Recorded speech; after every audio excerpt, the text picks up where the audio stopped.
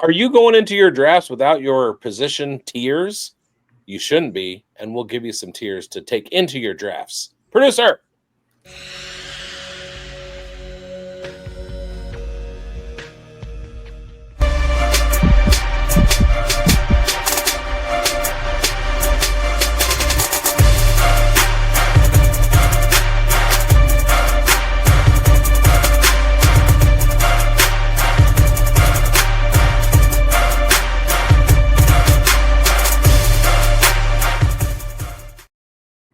You know, you can start editing the pause out of there while I'm waiting to realize that the camera's on. Welcome once again to the Dynasty Pulse right here on Fantasy Sports Advice Network and the Undroppables and Terrestrial Radio 101.5, talking West Tennessee out of Memphis, West Tennessee. I am Biggs. Grindberg is here. Schultze. We got Coach Retzlaff and Chev down below. We got 4 wide urethras and 1 narrow urethra in the building tonight. We're talking running back tiers, and you're along for this ride. How are you guys doing? Awesome. Well, ready to tier. Really looking forward ready to tier up. Really looking forward to the comments of who is the narrow urethra. If you solve the puzzle, let us know in the comments. I have my suspicions, but I cannot confirm. All right. So tonight, guys, what a great intro. Biggs, thanks for that. You got a couple of giggles out of us. And today we're talking Dynasty running back tiers. We talked about quarterbacks 2 weeks ago, and that show got a little bit heated. And, we had some Twitter backlash, and it was a great show. We're hoping to get that same kind of atmosphere today when we talk about the running back. So in Crossfire today, we're going to be building our official tier board. As always, it's just another rankings. It's a list we're creating as a consensus that's driven tier breakdown for everybody to take home. So let's get this started. But this week, we're going to have a second twist here. We're going to implement a draft pick with the tier break, because last week we had some, changing of the guard. We weren't sure how to put the tiers in there, how many quarterbacks we're going to fit in tier 1. So now we're going to put a tier break, and you can also use your flat line on the tier break. So let's get into the tiers. Tier 1 is the pulse setters, your foundational dynasty running backs, the guys that are going to be here for the next 4 to 5 years. Tier 2 is your rocket fuel. We're talking about reliable, explosive, still ascending, firmly in their prime, potentially guys that may be on the ascent, guys that might be on the decline, but they're still top tier guys. And then you got your flashpoints. Welcome to volatility. Flashpoints running backs have serious juice, maybe elite speed, receiving upside, but their plats are murky. And then if we get down to tier 4, because, if there's time, we'll get there. These are the short-term assets. And then tier 5 is our roster cloggers. So we're going to have a roster order as the draft board like we did last time. Coach is going to kick us off with who he thinks is going to be in tier 1, followed by Biggs, then me, then Chev, and then Schultze with the reverse reach around. We're going to have 2 picks from him, and then we're going to head back to Chev. So let's get this going there, Schultze, with our Crossfire video.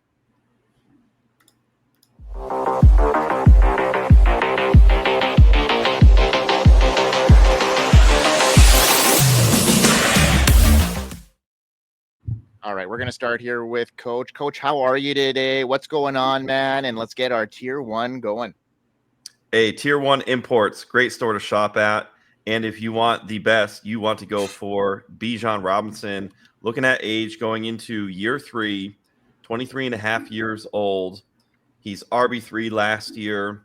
Bijan Robinson, 17 games played, back-to-back seasons, 61 receptions last year. Actually had more receptions than Jahmyr Gibbs.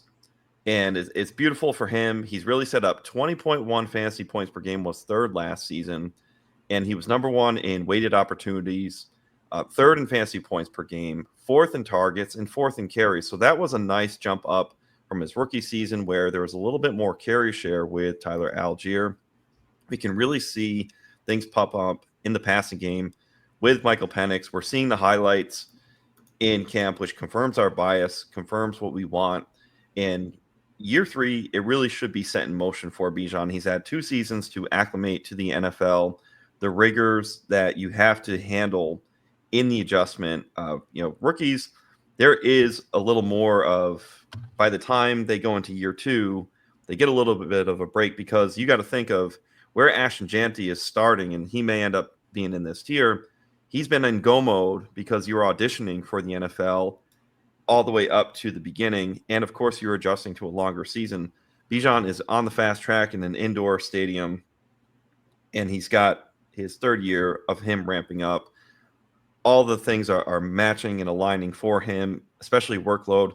Something I key in on too with Bijan is Christian McCaffrey. Last year, a lot of self-speak from Bijan about wanting to be Christian McCaffrey, wanting to envelop his game. And then you see in the offseason, neck and neck, picture to picture, shoulder to shoulder, Bijan and CMC working on their craft together. So I really see, so I really see it coming together for Bijan Robinson. It hasn't quite happened yet, but we're on the precipice. And if you take a guy who's going to be 24 into next offseason, into year 4, he's going to be one of the most stable assets in fantasy football, especially at this running back position. So give me Bijan Robinson. Yeah, I had him faded a little bit last year because I didn't think he was going to get the passing game volume that he got. Mm-hmm. And the big difference between his year 1 and year 2 wasn't the passing game volume. It was the number of carries that they gave to Tyler Algier. The best career thing to happen to Bijan Robinson was Arthur Smith leaving Atlanta. And I agree. Absolute tier 1. He's the 101. Anybody flatlining Bijan there? I doubt it. I mean, he's got to be in the tier 1 regardless. Yeah, let's come on. Let's keep going. All right, Biggs, who do you got? This is a really tough one for me, because I'm not going with talent. I'm going with opportunity, and I got to go with Ashton Jeanty. We saw what he could do on the college football field, and some of that stuff was in a class by itself. 40% rate of forcing missed tackles. You give him some room with a revamped Las Vegas Raiders offensive line. He's got room to make people miss. He's got room to truck people. He's got incredible contact balance. He's fast. He knows how to explode through holes. I mean, there's nothing that this guy can't do except showcase in 2024 his receiving ability. But wait, he did showcase that in 2023. We know that he can do that. He's impressed at every single level. He saw the second most loaded boxes in all of college football last year and still put together a 2,000-yard season. It's ridiculous. And he's coming into a system with Chip Kelly and Pete Carroll. Pete Carroll has been a rookie RB1 maker. It's just like all signs point up for Ashton Jeanty.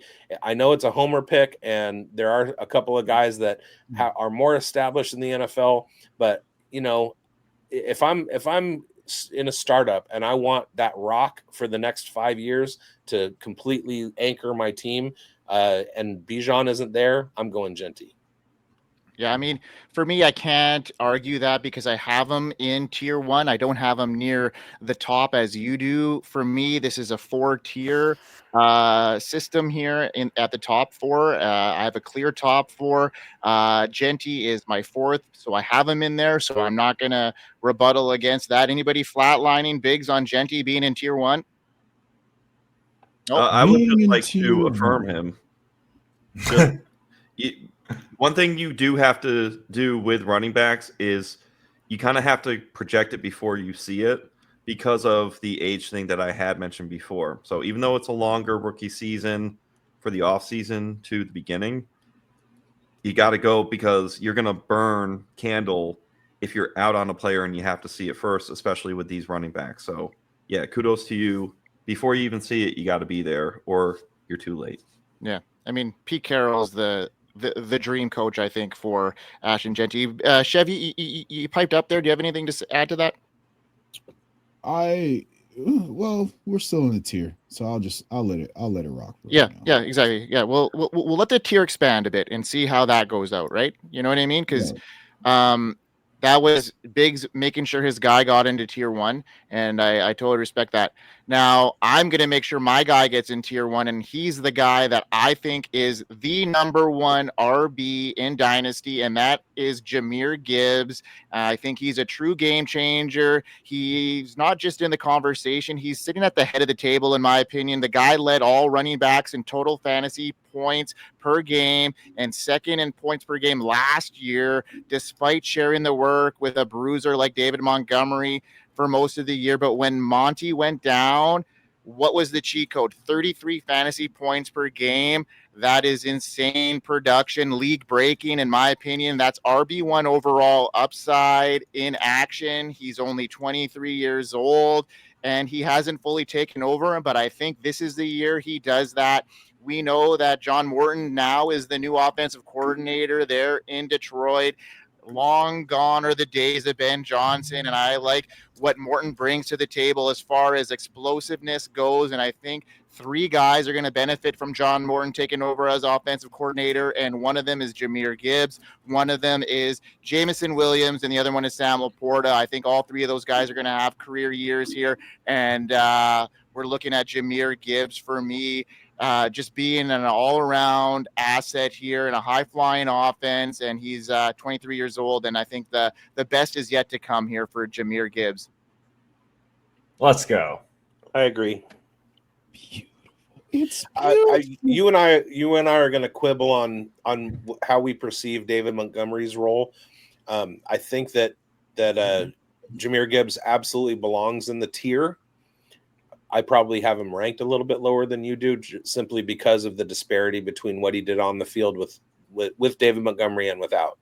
But that doesn't change his tier. You realize that he outscored Bijan to the point where David Montgomery was injured, right? Yeah. Well, he was outscoring Bijan while David Montgomery was playing. Correct. So Bijan he was outside of the top 5 running backs while. No, Jahmyr Gibbs was outscoring Bijan Robinson even with David Montgomery in the lineup. That's what I'm saying. So Yeah. Jahmyr, right, but that doesn't change the tier. No, I just like you were talking about you spoke about David Montgomery's role. Right. When David Montgomery was on the field with Jahmyr Gibbs, Gibbs was RB5. When Montgomery was hurt, Gibbs was clear RB1. Yeah, and I don't see the offense changing much, even though the coordinator is different. It's still the same system. It's the same system, but you got a different system as far as who's going to be in the game first on first down entering the game. And Jahmyr Gibbs seems like the guy who's going to be the first one in the game now. And I think David Montgomery is going to be the guy that's going to be relieving Gibbs. So he's going to see the ball. I think he's going to see the field quite a bit more this year. That's just my opinion. So you think they're going to look at a system that's not broke and they're going to unfix it? No, I think they see an elite weapon and in Jahmyr Gibbs, and I'm going to give the ball to the most explosive player on my team. And in my opinion, that's Jahmyr Gibbs. I mean, that regime reached and got him, they in the first round. Right. We've all seen the video, and we saw how they deployed him the last couple of years, and they got to the NFC Championship last year. I don't see them tinkering a whole lot with what got them there. What's going to get them over the edge is maybe using their best weapons more. I don't know. That wasn't. It was their defense that let them down. I think I heard Chev mention Jameson Williams, right? That the Lions are going to shift towards the most explosive. I think. Oh no, no. Yeah. Jameson Williams is their most explosive player. That was the shtick there. But okay, yeah, you go. Yeah, that was the thing. Devon Achane for me. I don't know if we're starting a new tier, but yeah, Devon Achane's my guy here. Yeah. Well, that's your choice. Either start a new tier or go with Achane. Oh, okay, cool. Put him in this tier. Yes. Mm-hmm. Yeah. Get him in there. Get him in there. Yeah, so 22.7 points a game with Tua. Little known fun fact, Tua wrapped his brain in aluminum foil, so the concussions are officially solved. We no longer have to worry about that. He's got an internal guardian cap around his skull. And so now we can.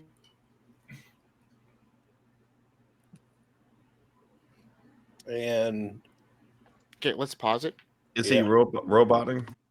And that's all Chev has to say about that. Yeah, that's all he has to say about Devon Achane. And I have no qualms about putting him in this tier. I think this is the tier for me. This was the tier I was alluding to, the top 4 here, guys. Is there anybody else that someone would want to put in here? Who's next on the docket? I think it's you, Schulte. Where's the coach? I think it's me. Well, okay, you want to nominate somebody, Schulte? Yeah. Because mine would be a proposal, but more in the form of a question. But I have a controversy. You would say first. My debate here is whether I want a tier break or not. Mm-hmm. Yeah, that's where I'm sitting. I have a 5th in this tier. Now, okay, my question: the player that comes to mind is Saquon Barkley, but does it enter to where it needs to be tier 2 because this is Dynasty and we're age and it's top of tier 2? I have Saquon in tier 2. Now, who would be the player, Biggs, that you're thinking of having in tier 1 here then? Breece Hall is my RB5. Okay. See, I for me, I wouldn't put him in that tier just at this stage. I do like Breece Hall. I think he's a great tier 2 guy, but I think this is, for guys that, for me, especially, Bijan, Gibbs, Achane, Jeanty, they all got, solidified roles in offenses that, are going to give them the full rock. We saw what Braylon Allen is doing, and I'm not taking all this, preseason hype for granted, but, Biggs, I mean, coming from a guy that was Braylon Allen was his number 1 running back overall in last year's class, he's looking okay. And Breece Hall went out and said, so there is controversy here. He's not their guy. He said that right away. This regime did not draft me. So, that uncertainty alone for me is me making me pump the brakes a little bit here to put him in that tier. That's the only thing. I'm pretty high on Breece Hall. I think he's my RB6 right now behind Saquon. But yeah, that'd be where I lie right now. I understand. That's why I said it's a controversy. Yeah. Well, that's where I see Breece Hall being the top of somewhere in tier 2. And the only thing that discounts and pushes out Saquon Barkley is age. And I don't mind putting Saquon Barkley at the bottom of this tier. Yeah. Because I think it's kind of one of those things where the king wears the crown until he's dethroned. And you have to give credit to over 2,000 rushing yards last year, 15 touchdowns, number 1 in fantasy points per game, played 16 games, was durable. The whole world wanted Saquon Barkley to, he can't last, he can't stay healthy. He was first in explosive plays last year. Those are just longer rushes that you get. Third in expected fantasy points per game. Second in red zone touches. First in carries. Third in opportunity share. So everything is still there and built up for the Philadelphia Eagles to continue just pounding the rock. And let's just say there is a little bit of touchdown regression. Philadelphia would fall into the 2 and the 1. But let's just say it's more tackles at the 5 or the 4-yard line. Who's to say that Saquon Barkley can't run a little bit more pure on touchdown share in the green red zone, in the green zone, closer to the goal line than people may expect? So I think you got to put Saquon Barkley in here. I can understand if you want to look forward, like Breece Hall, another player that comes to mind is a rookie, is somebody like Omarion Hampton. But I think at the end of tier 1, it could be the bottom of tier 1 because of age. But I still think you have to, until the crown is taken, it's Saquon Barkley based on what he did last year. All right, Chelsea, this is your pick here. So are you drawing the tier line, or are you picking a guy to get into this tier? We've got a couple good cases here for Saquon Barkley making this tier and Breece Hall. So what are your thoughts? Do it. Boom. I'm going for He's Saquon. putting Saquon in tier 1. The argument that he is king until he's not it's spot on, and it's not like we're talking about a 31-year-old running back. Like he's still got some juice left here, and until you're not the dude running for 2,000 yards a year, kicking everyone's butt, I feel like you got to at least be hanging on the list. Anybody flatlining Saquon? Is anybody using a flatline on Saquon making tier 1? No, but I have something to say.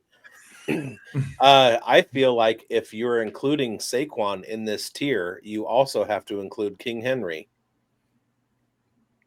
And what's your case for that? I'm not saying no, but just I want to hear.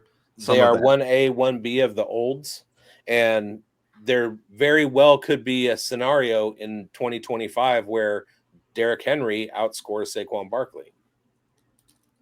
Yeah, the same could be said about Christian McCaffrey as well, and I've got McCaffrey ahead of, Henry at this stage in Dynasty and in redraft, just based off of what, I see in camp and stuff like that. And, the 49ers and what they've invested in their running back position, like nothing. So, they got rid of some top heavy talent for them. So, there could be some people talking about McCaffrey in this tier.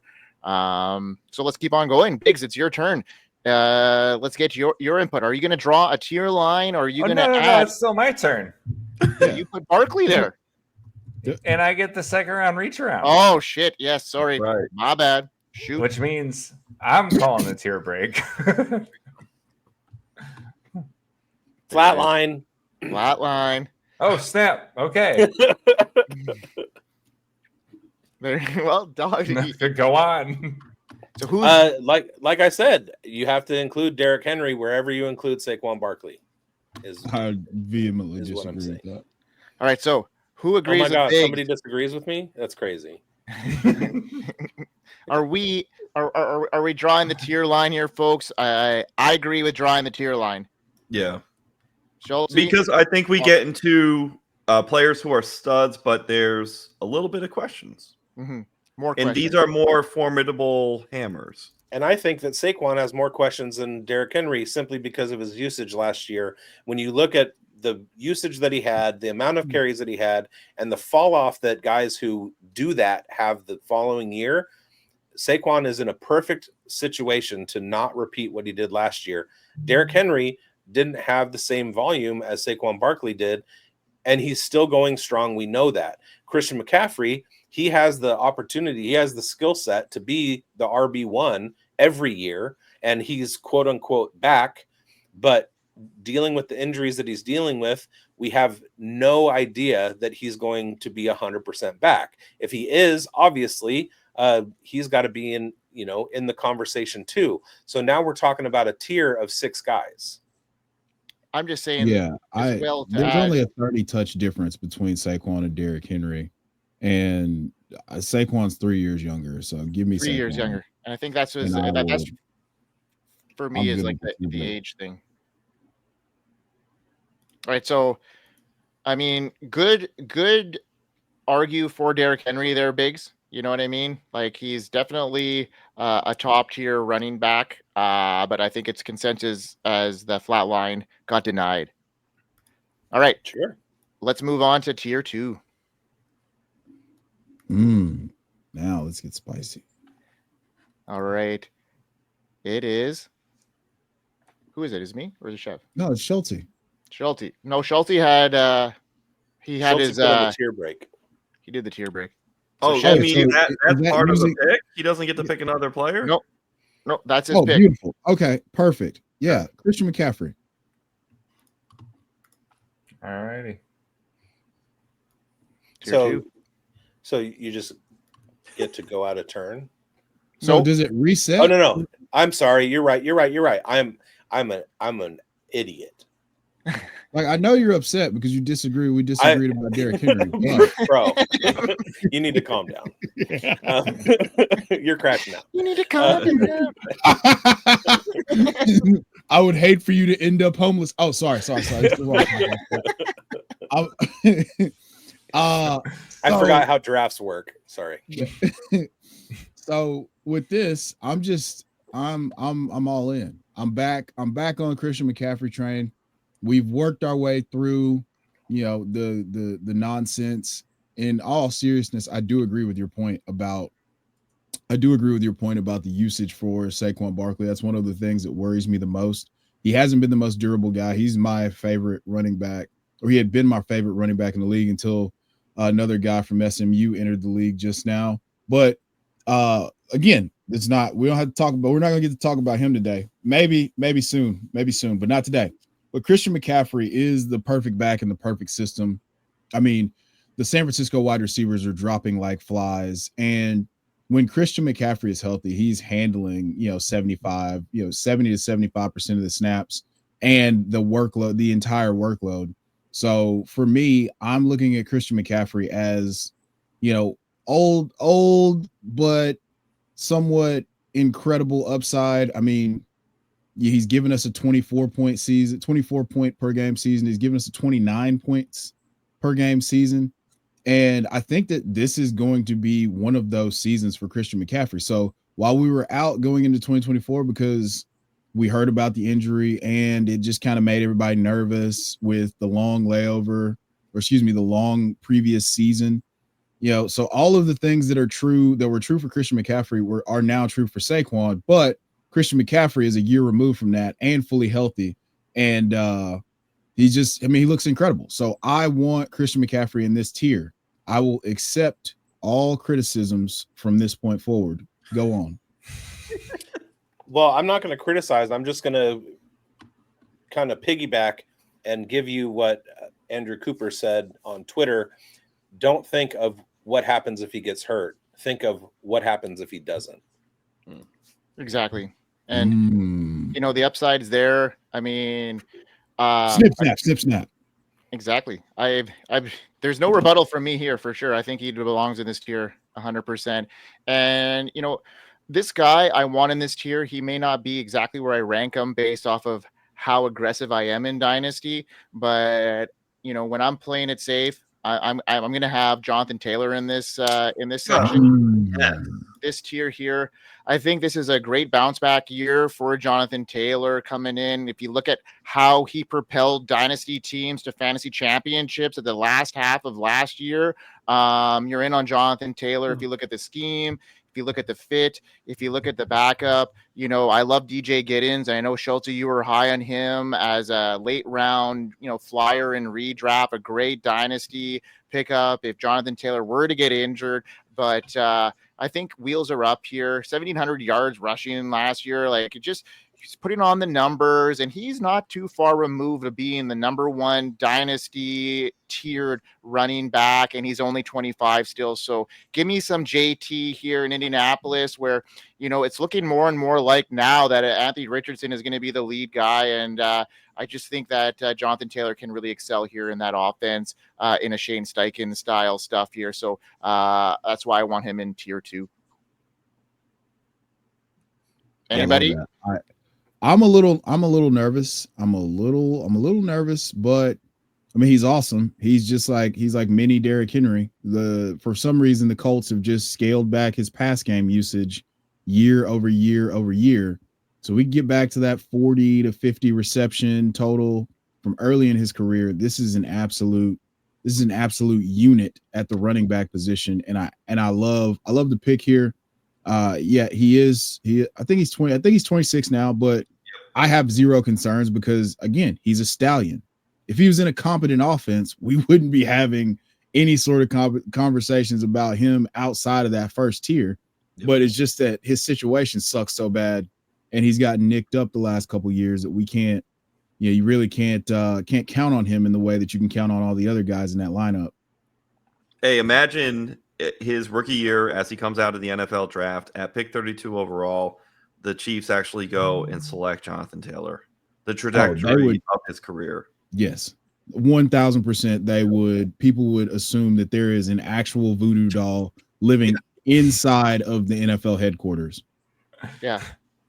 I think I look back at that draft and I'm just like, holy smokes! If there was one whiff they've ever had, it's there. Because they drafted well, especially this year with Josh Simmons. So excited. And I think that'll compound as well, because you're going to have, you have these guys with Saquon Barkley, Biggs. You mentioned Derrick Henry, and we've had Christian McCaffrey brought to the table. These olds, right, who just keep on, and people want to throw Jonathan Taylor to the wayside at age 26, and we could get another presidential term out of him.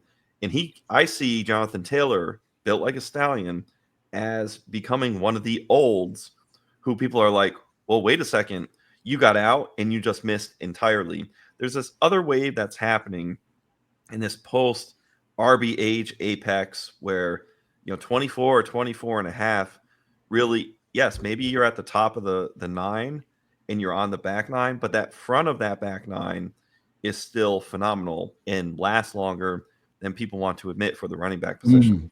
So I think we could get another presidential term out of Jonathan Taylor by the time he's 30. And if you got out now, you're just sitting there like, okay, so you missed an entire player's career just based off of going up and down. You're good. Yeah, exactly.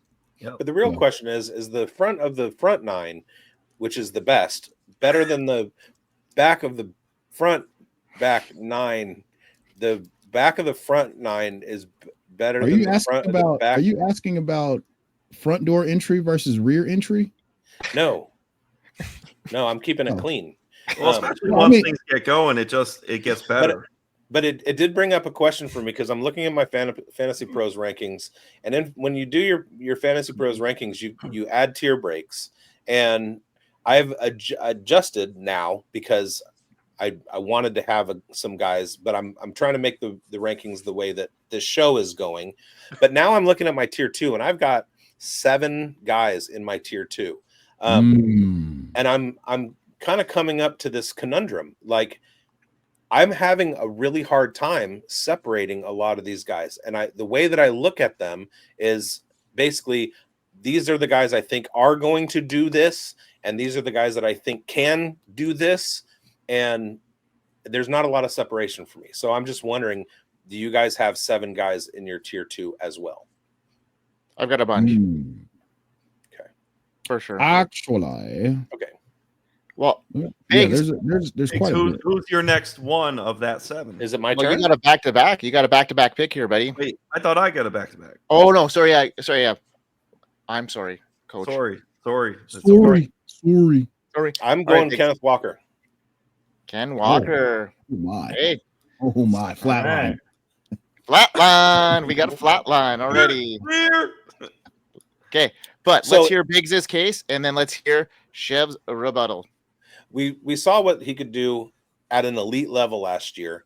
He was hampered a little bit by injuries, but hey, we're looking at Christian McCaffrey and Jonathan Taylor in this tier as well. So we're not asking what happens if he gets hurt. We're asking what happens if he doesn't.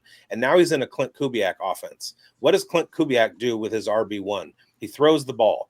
Kenneth Walker is more than capable in the receiving game. And if we have another similar situation to an Alvin Kamara, a Christian McCaffrey, what Clint Kubiak does with running backs, Kenneth Walker is the dude. And I think he's on that level already. That's beautiful. That's a great call. I would caution, just because we've seen Ken Walker miss significant time over the course of the last few seasons. And, even though we broke out, we finally figured out that he can catch passes. Now he's coming with an offensive coordinator that was just 27th in inside the 5 attempts with the New Orleans Saints last year. They have the questions on the offensive line. It's a contract year. If he does get nicked up and they split the workload for some reason more so than they did in previous years, I would like to portend that one of the younger guys, it's a little bit more safe here. I'm going to nominate Mr. Amarian Hampton in Ken Walker's stead here. Okay. I'm with that because he was on my double tap. He was there. So Chev, you got it. Whatever you say, rubber stamp, baby. So you go off. I think that Kenneth Walker definitely deserves to be in this tier for me. For a lot of the same reasons that Biggs mentioned. But, Clint Kubiak, that offense, I think they're going to really open up the run game for him. You look what he's done in the past. So I'm with Biggs on this one. I think that Kenneth Walker needs to be in this tier as well. As Omer and Hampton, I have no rebuttals with Hampton being in this tier. Schultze, what are your thoughts on the Kenneth Walker? Because you're kind of the decider unless we have a tier break, because I honestly think that Walker should be in this one as well. Well, before we get to Schultze, let me just make one more defense. I hear you, Chev. I acknowledge your concerns, but I just want to point out that the concerns with Kenneth Walker that have been brought up are the same concerns as Christian McCaffrey. Some of the injury history, it's the same as Jonathan Taylor. And then on the Omari and Hampton side, thinking that Kenneth Walker is going to lose some snaps based on not wanting to overwork him or whatever. The Najee Harris situation is you have a guy who has 250. The guy with one eye? Old Patch Eye Jones? So we are in a unique situation in here at this point in the preseason, in that Najee Harris hasn't been on the field yet, but he's going to be absolutely ready when he comes back, and he's a 250 carry a guy running back. He's going to eat into what Hampton is doing. No, I understand that, but Omari and Hampton is not going to be at this level at this time in this tier. The concern is what I'm saying. The concern for Kenneth Walker losing playing time is exactly the same concern that I have with Omari and Hampton. The concern with injuries is the exact same concern I have with Christian McCaffrey and Jonathan Taylor. So we're talking about tiers here. We're not talking about talent level. We're not talking about rankings. We're talking about tiers. And because of those same concerns with these guys in the same tier, I don't think that those are valid concerns within the tier. Yes. So with that, we're talking about two guys who have finished as the overall RB1 and another guy who's averaged 16.5 points a game once. So if we're going to go that route, then we're talking about a guy who doesn't belong in the conversation with the two guys that have the injury concerns. So we've got Jonathan Taylor, who is the overall RB1, and Christian McCaffrey, who's literally broken fantasy before. So while we do have those concerns, the ceiling is so much higher for these two guys. Like Kenneth Walker was incredible last year, but he was less points per game than Alvin Kamara. So I from a dynasty perspective, there's the safer bet to me, especially with historical hit rates of first round running backs. And I'm 100% going with the team, going with the player, with the offensive line situation figured out, with the quarterback situation fully figured out. And we know that Greg Roman is the tight end and running back kingmaker. So I'm fully comfortable with Kenneth Walker not being in this tier. I stand on my business about a Marion Hampton here. Okay, so this gets tricky too. Go, because had the nominee been Breece or Derrick Henry, I would have been all over. I'm making the swap. I see Biggs' side of this. This is a very good running back here. Like, we've seen him score from anywhere on the field at any point of a game. Like, this guy's a game wrecker when he's healthy, when things are clicking. He's going to have an offensive upgrade. I get it. I see it all.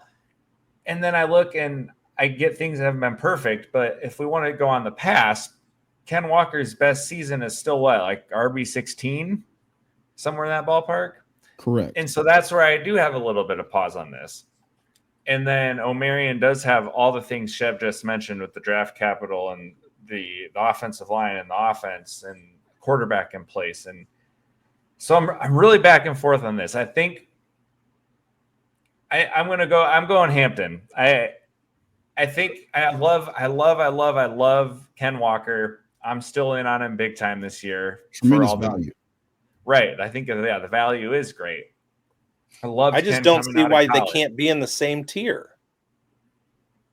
Well, That's what the vote is here. Is are they both going to be in this tier? That's your breaker here. Is Kenneth Walker worthy of this, or is he not? Because to me, I've got this tier larger. So I think there's a couple guys that fit in here, and then unless there's another flat line down the line where we say, okay, there's a tier break, there's a flat line there because I want to make sure this guy gets in, at this stage. So I've got an idea. How about when we get to the next person who wants to tier break, we see who's in and then decide if somebody needs to be shuffled down and stay, or shuffle down and just be at the top of the next tier.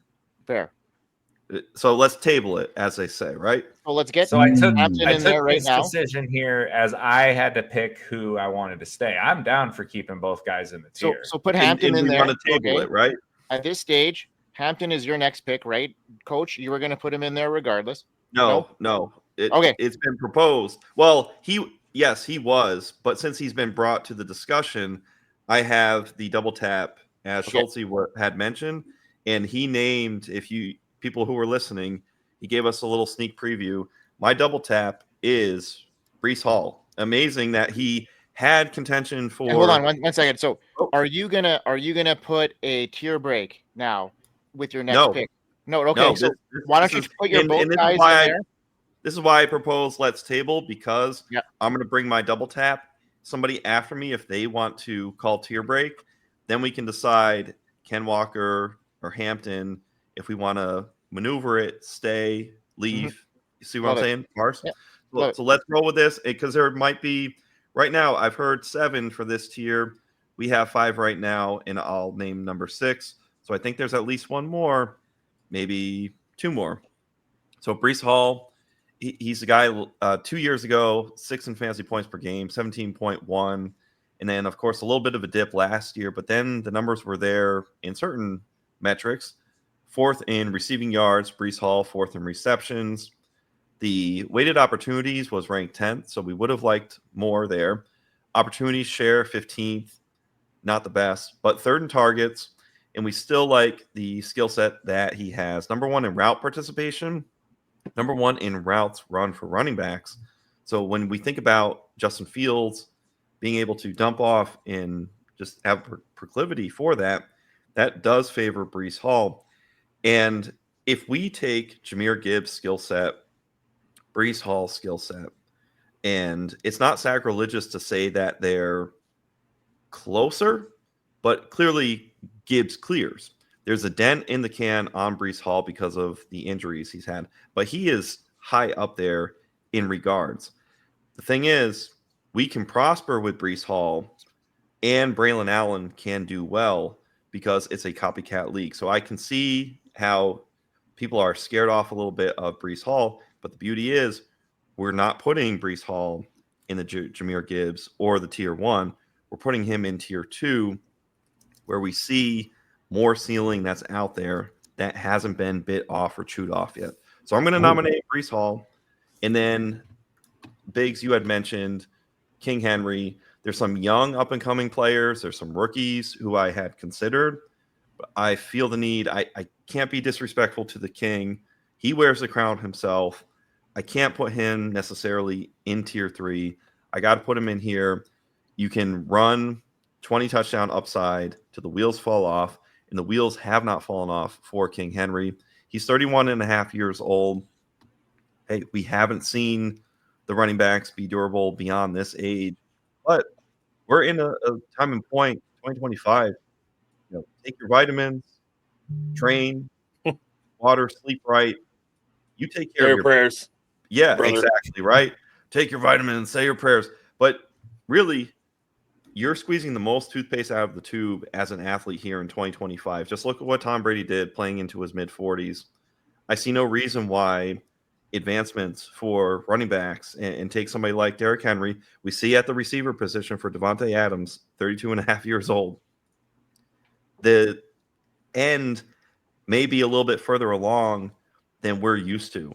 So I got to make room here for Derrick Henry. So 1 young with Breece Hall, a slight dent in his value, but hey, love it for tier 2. And then Derrick Henry, the only thing you can knock him is age. If we're playing and it's week 3 this year, or it's week 7, you've got Derrick Henry, you've got the dopamine high of him in your lineup, scoring points for you. Let's go. Fair. No I don't problems. think anybody has a quibble with either of your double taps. No. All right, Biggs. Do you I'll got take a that. line drawn here as a tier, or do you got another guy getting into this tier too? I got one more guy, and that's Josh Jacobs. We have RB finishes of 3 and 5, or 3 and 6 in the last 2 seasons that he was healthy. He's got a clear path to another top 10 season, especially given that his competition in the backfield in Green Bay just got hurt again. And wheels up for Josh Jacobs. Yeah, I got nothing on Josh. Anybody got a flat line on Josh? No. Can't All argue with the production. 320 touches in an elite offense. It's All right. beautiful. All right. Okay, well, let's call it what it was. And Chase Brown was a winner down the stretch from weeks 9 to 17. He averaged 20 points per game beyond only Jahmyr Gibbs and CMC. That's not a hot streak territory. This is the pulse setter production, and he did it in an offense loaded with weapons where he wasn't even featured on third down. Brown isn't just product of volume. He capitalized on high value touches in a system that rewards whoever owns the early down role.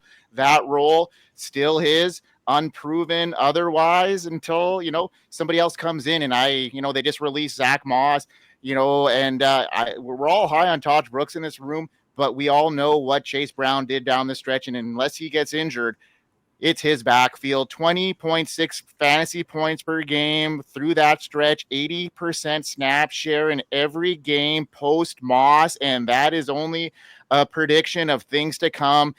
Only 4 catches came in the 2-minute drill, and the Bengals have topped 240 touches in 5 of 6 seasons under Zach Taylor. This spells everything that I need to know about a guy. I know the draft capital isn't there, but he's a Canadian homeboy, and give me some freaking Chase Brown in this tier. Love that. So Chase Brown, the cool thing about Chase Brown. He's in tier 2. He's in tier 2. Oh, snap. All Put him in there. Okay, Get him in there. Yeah. Don't be switching tiers yet. Anybody flatlining this? I know Biggs is out of flatlines. The cream, right? There's still like 4 guys to put in this tier anyway. Exactly. We got a lot of room still. Lots Anybody of room. comment on the Chase Brown pick? Well, I was talking about Chase Brown, and then Schulte put him in tier 3, and now we're here. He's in tier 2. Yeah. Now he's in tier 2. So yeah, Chase Brown was 5th in the league at the position in routes run, despite not seeing 9 targets in a game, or excuse me, not seeing 5 targets in a game until week 9. And then from week 9 to week 18, he was 20.6 fantasy points per game. That was RB4. If, and we have no reason to believe that this offense is going to take a step back or the usage pattern will change, especially now with Zach Moss out of the way. Chase Brown handled 78.6% of their attempts inside the 5 last year too. So I wanted to make this call. I was really excited. I thought that nobody was watching, but I should have known you sneaky Canadians would be just plotting on just talking about your guys. So yeah, I love this call. Excellent. Well, I put you in shambles here, Chev. It's your turn. Who do you got? Are you doing a tier break, or are you adding? Are you adding to this tier? I Bucky Irving. Mm-hmm. Yeah, Bucky Irving. I'm fully keyed up about the opportunity that this young man stands to get in 2025. Now, we were Rashad White people. I believe the we was me and Biggs. Yep. And it wasn't what we wanted it to be because the volume disappeared, because Bucky Irving is incredible. 5.4 yards a carry. Basically from week 12 to week 18, he toted the mail for the Bucks and he was incredible. So I think this year, without having to prove himself behind Rashad White again, They're going to throw. Josh Grizzard is a promotion from within. He handled their third down packages last year. The Bucs were first in third down efficiency last year. So now that guy's the offensive coordinator. It's like I said, it's a hire from within. Only, from weeks 12 to 18, only he was RB10 in points per game, and that was 18.3 points a game. And then he left one of those games, if I'm not mistaken, with a concussion. He only played about 15% of the snaps. So I like Bucky Irving. We like running backs in elite offenses. So a lot of the things that you can say about Chase Brown's pass catching ability, his usage out of the backfield, you can say the same thing for Bucky Irving. And the only thing is you just have to be a little bit more concerned about Rachaad White stealing passing down snaps and or targets, because he is one of the best pass catching backs in the league. Otherwise, Derrick, Bucky Irving would be in tier 1 with Devon Achane. Yeah. Do we think another year of ascendance for Bucky Irving can get him, Chev, to tier 1 next year? Well, it would have to, for me, the reason that he's here is because we would have to get him to around 60 to 65% of the snaps. So basically, last year he played about 45% of the snaps, and he's the first running back since Alvin Kamara to have 1,500 scrimmage yards with less than 50% of the snaps. So certified awesome, but I don't know that it's going to take the leap forward that we want it to from a snaps or a touches perspective, because they are wanting to conserve him a bit. Yeah. I feel like if we're talking about Dynasty, he will make that leap after 2025. Yeah. I mean, this is it's a common case. I mean, he was electric with his touches, and he definitely needs to be in this tier. And I'm surprised no one nominated him a bit earlier. I mean, there's some, uncertainty around some of this stuff, but this is a great tier.